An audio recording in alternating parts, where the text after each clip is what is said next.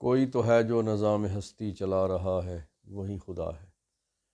بسم اللہ الرحمن الرحیم۔ السلام علیکم ناظرین، امید ہے آپ خیریت سے ہوں گے۔ آج 26 مارچ اور رمضان المبارک کی 15 تاریخ منگل کا دن۔ حفاظ اکرام کے بقول جو رمضان ہے اس وقت اترائی کی طرف، وہ کہتے ہیں کہ 14-15 رمضان تک چڑھائی کی طرف ہوتا ہے اور اس کے بعد اترائی کی طرف ہوتا ہے، کیونکہ وہ جو سپارہ سوا سپارہ روزانہ کی بنیاد پہ پڑھتے ہیں، تلاوت کرتے ہیں، اس کے حساب سے اس وقت تک مختلف مساجد میں جو 25 یا 27 کو اختتام ہوتا ہے قرآن کریم کی تلاوت کا، تو ختم شریف ہوتا ہے، تو اس حساب سے یہ اترائی شروع ہو جاتی ہے۔ اللہ تعالیٰ، میں آپ ہم سب جس نے قرآن کریم کو سنا، اللہ نے توفیق دی، اللہ سب کا پڑھنا، پڑھانا اور سننا قبول فرمائے۔ ناظرین، آج کی سب سے بڑی خبر کہ اقوام متحدہ کی سیکورٹی کونسل میں الجزائر اور جاپان اور جنوبی کوریا سمیت 10 ممالک نے جو قرارداد پیش کی تھی فائر بندی کی، جنگ بندی کی، وہ قرارداد متفقہ طور پہ منظور ہو گئی ہے۔ امریکہ نے بڑے عرصے بعد، اس سے پہلے بھی کئی دفعہ قرارداد پیش ہوئی، لیکن امریکہ ہر دفعہ ویٹو کر دیتا تھا، تو اس دفعہ امریکہ نے ووٹنگ میں حصہ نہیں لیا اور یہ قرارداد جو ہے وہ منظور ہو گئی ہے، بھاری اکثریت سے منظور ہو گئی ہے۔ اب یہ کہا گیا ہے اقوام متحدہ کی طرف سے اور دنیا بھر کے بہت سارے ممالک کی طرف سے کہ فوری طور پہ اس پہ عمل درآمد کیا جائے۔ بالخصوص پاکستان نے اس قرارداد کے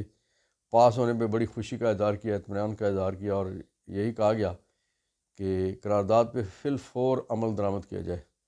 ناظرین، نیتن یاہو اور اسرائیلی حکومت نے اس پہ وہ اتنے سیخ پا ہوئے ہیں کہ انہوں نے کہا ہے کہ یہ امریکہ کی خاموشی کی وجہ سے قرارداد منظور ہوئی ہے، اور انہوں نے کہا کہ اس میں جو گفتگو چل رہی تھی معاملات اور پھر قیدیوں کی رہائی کے حوالے سے وہ عمل متاثر ہوگا۔ اور نیتن یاہو نے جو ایک اسرائیلی وفد جا رہا تھا امریکہ کے دورے پہ، اس کا دورہ روک دیا۔ آپ اندازہ لگا سکتے ہیں کہ کس قدر سیخ پا ہے صہیونی قیادت، اسرائیلی قیادت، کہ وہ انہیں یہ بات کتنی بری لگی ہے۔ لیکن دوسری طرف پوری دنیا نے اس جنگ بندی کے جو قرارداد پاس ہوئی ہے اس پہ بڑی خوشی کا اظہار کیا، اور یہ کہا گیا ہے کہ یہ مظلوموں کے لیے پہلی کوئی ایک اچھی خبر کہہ لیں یا کوئی ایک ٹھنڈی ہوا کا پہلا جھونکا اس کو آپ کہہ سکتے ہیں۔ پاکستان کا موقف یہ ہے کہ 1967 میں جو فلسطینی ریاست، آزاد فلسطینی ریاست جو تھی،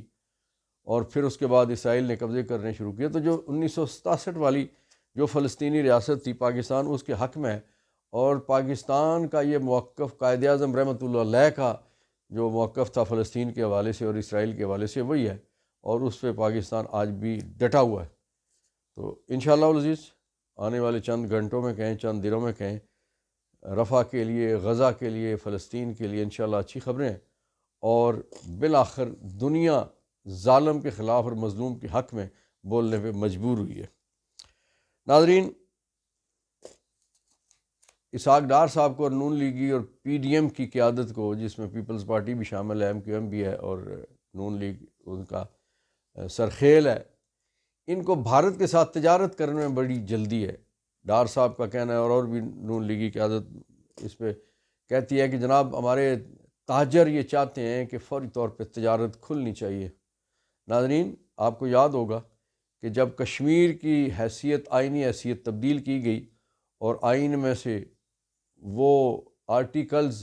کہ جن آرٹیکلز کی موجودگی میں اور ان کی وجہ سے کشمیر کی ایک متنازع حیثیت بھارت کے آئین میں بھی رکھی گئی تھی، وہ جس دن اس آئینی حیثیت کو ختم کیا گیا تھا، پاکستان نے بھارت کے ساتھ ہر طرح کے تعلقات ختم کر لیے تھے، اور بالخصوص عمران خان صاحب چونکہ اس وقت پرائم منسٹر تھے، انہوں نے یہ کہا تھا کہ کشمیر کی آئینی حیثیت کی بحالی تک کسی طرح کی تجارت اور کسی طرح کے تعلقات ان سے ممکن نہیں ہے، لیکن جو کشمیری ہیں، خود کشمیری، جی ہاں، نواز، شہباز، مریم، یہ کشمیری ہونے کا دعویٰ بھی کرتے ہیں، اور انہوں نے اس وقت انہیں تجارت کی، اور ڈار ظاہر ہے ڈار بھی کشمیری ہے، تو یہ ان سب کو اتنی جلدی ہے تجارت کھولنے کے لیے. آپ کو پتہ ہے نا کہ ڈاکٹر طاہر القادری صاحب نے رمضان شوگر مل میں اس وقت جو خفیہ طور پہ جو ظاہر کیے بغیر جو جیل سازی سے یا کس طریقے سے درجنوں نہیں سینکڑوں کی تعداد میں جو ملازمین، جن میں انجینئر بھی تھے اور ٹیکنیشینز بھی تھے اور ٹیکنیکل لوگ بھی تھے، وہ سارے اس وقت جو نواز شریف صاحب کے اور شہباز شریف اور میاں فیملی کے شوگر مل میں جو لوگ کام کر رہے تھے، ڈاکٹر طاہر القادری صاحب نے ان کی فہرست دی تھی اور اس فہرست کو کسی نے جھٹلایا نہیں تھا. ان کے تو تعلقات ان کے ساتھ بہت قریبی ہیں، گہرے ہیں معاملات. آپ کو پتہ ہے نا کہ کس طرح سے جو وہاں کی خفیہ ایجنسی کے لوگ پاکستان آتے تھے اور پھر وہ مری تک چلے جاتے تھے بغیر کسی ویزے کے، اور پھر ان کی شادیوں میں پورا جہاز آ کے اترتا ہے لاہور میں، اور پھر وہ بغیر ویزے کے اور بغیر پاسپورٹ کے. بہرحال یہ ان کے تعلقات کا ان سے کوئی نیا معاملہ نہیں ہے، پرانے تعلقات ہیں، اور اس پہ وہ پاکستان کو پیچھے رکھتے ہیں اور بھارت کو یقیناً آگے رکھتے ہیں. ناظرین، اس حوالے سے میاں محمد بخش صاحب عارف کھڑی کا ایک شعر یاد آ رہا ہے، اس کا حصہ کہ بے شرمی دے حلوے نالوں ساگ سروں دا چنگا. بس اتنا ہی کہنا اس حوالے سے، اور اس سے زیادہ ہم کیا کہیں. ناظرین، پنجاب کی حکومت کا وہ جو ایک ٹک ٹاک والا سلسلہ تھا نا، وہ ٹھس ہو گیا. آپ کو علم ہے کہ مریم نواز صاحبہ نے ایک مرلے پہ کہا تھا کہ خواتین کے حوالے سے میری پالیسی جو ہے وہ بالکل ریڈ لائن ہے، خواتین کی عزت اور معاملات اور وقار اور ان پہ خدا نخواستہ تشدد. لیکن کیا کیجئے کہ عظمیٰ کاردار جو کہ نون لیگ کی ایک ایم پی ہیں، ماڈل ٹاؤن کے کلب میں وہ مبینہ طور پہ ان کا کوئی سونا چوری ہو گیا، کوئی زیور ان کا چوری ہو گیا. اس حوالے سے انہوں نے وہاں پولیس بلا لی، اور عظمیٰ کاردار کے سامنے پولیس نے وہاں کے 4 خواتین بیچاری جو سٹاف کی خواتین تھی، ان میں سے ایک نے میڈیا پہ یہ بات کہہ دی ہے، باقی تو کسی میں ہمت شاید نہ رہنے دی گئی اور نہ ہمت وہ پیدا کر سکی. بہرحال معاملات سوشل میڈیا تک آ گئے، اور اس خاتون نے بتایا کہ برہنہ کر کے کاردار کے سامنے پولیس نے، اور میل پولیس نے، مرد جو پولیس میں ممبران تھے، انہوں نے تشدد کیا، ان کے بازو مروڑے. اور پولیس کا ایک تشدد کا طریقہ کار ہوتا ہے کہ یہ انگلیوں میں اس انداز سے ایسے وہ دے کے قلم اور وال پوائنٹ، تو اس طرح سے وہ بہت شدید تکلیف ہوتی ہے اس انگلیوں میں، انگلیاں ٹوٹتی ہیں. تو یہ تشدد بھی کیا گیا، اور ان خواتین پہ تشدد ہوتے ہوئے نون لیگی ایم پی اے کی وجہ سے یہ جو عظمیٰ کاردار ہیں، یہ ایک کرنل کاردار ہیں، ماڈل ٹاؤن میں بڑے مشہور ہیں. وہاں کے وہ جو ہے سلسلہ شہریوں کی تنظیم ہے، اس میں الیکشن وغیرہ بھی کہ اس میں بھی حصہ لیتے رہتے ہیں. تو یہ ان کی وجہ سے جو کچھ یہ تشدد کیا گیا،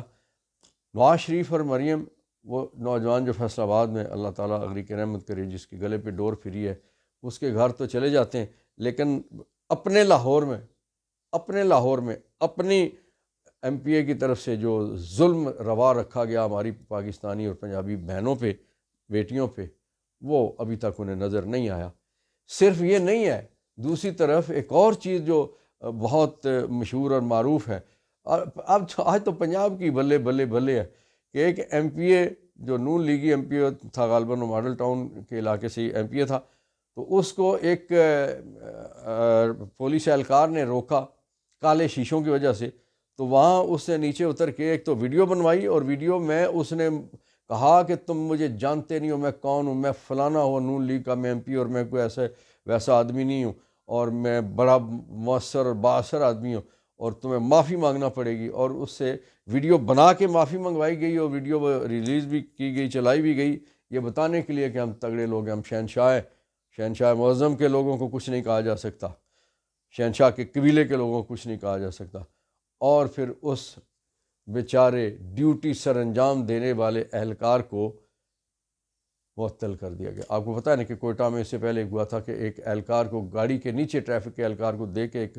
ایک بڑے آدمی نے نیچے دے دیا تھا، اور عدالت نے خیر سے اس کو بری بھی کر دیا تھا.